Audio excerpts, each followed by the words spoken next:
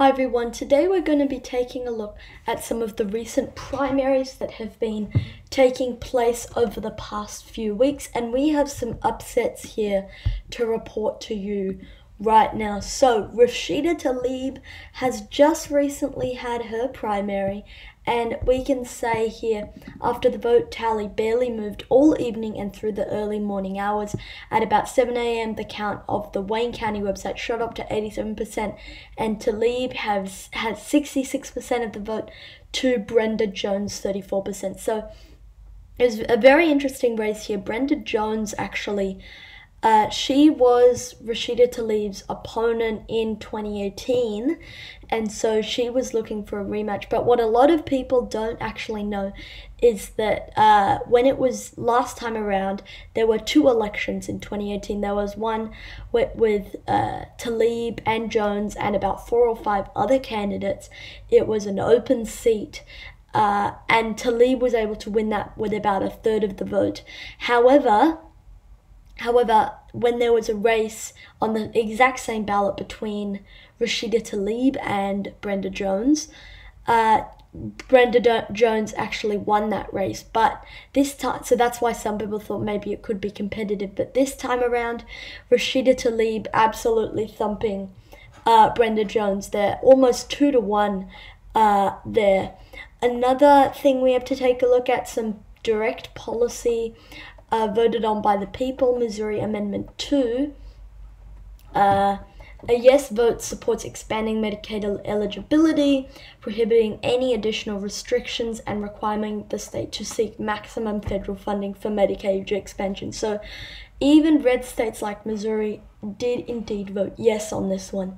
Their people wanted to expand Medicaid.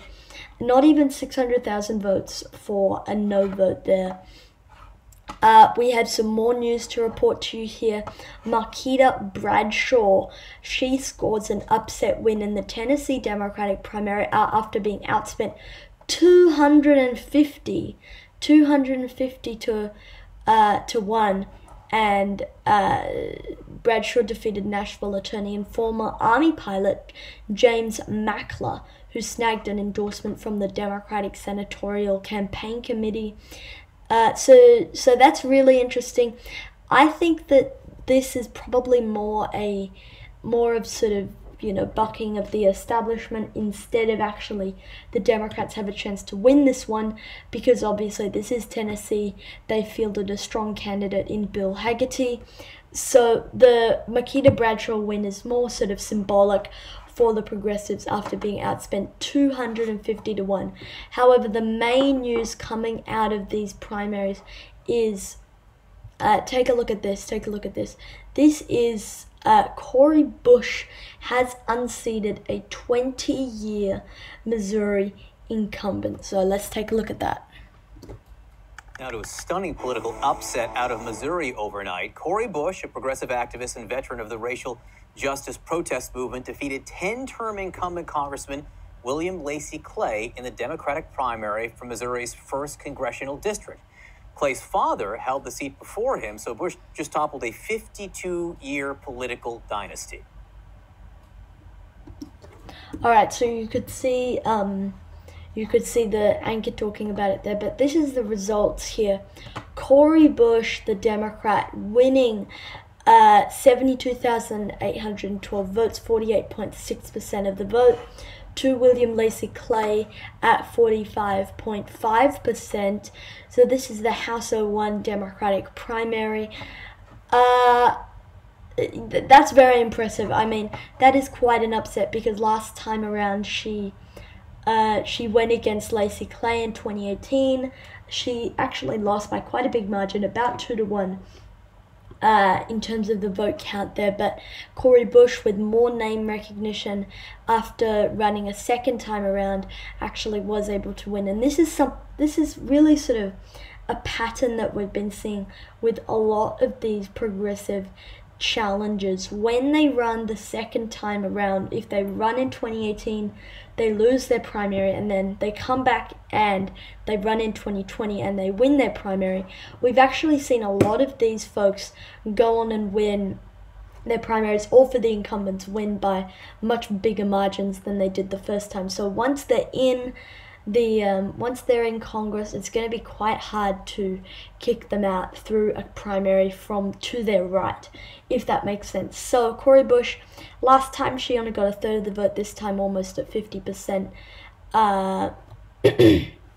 So yeah, but it's important to note that with this sort of pattern that we've been seeing in Nebraska, the Kara Eastman race, she was the nominee last time around. She barely, or was she the nominee? I can't quite remember if she was the nominee or not, but she did much better in terms of the primary this time around compared to last time.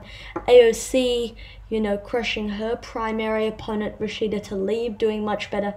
So once these people are in there, it's going to be hard for a primary to come to their right, if that makes any sense at all. And then, you know, she goes on in this CNN clip to, you know, do an interview with the anchor. You can see this interview for yourself. It's just on the CNN YouTube page. But this is very impressive. This is giving the progressives some much needed hope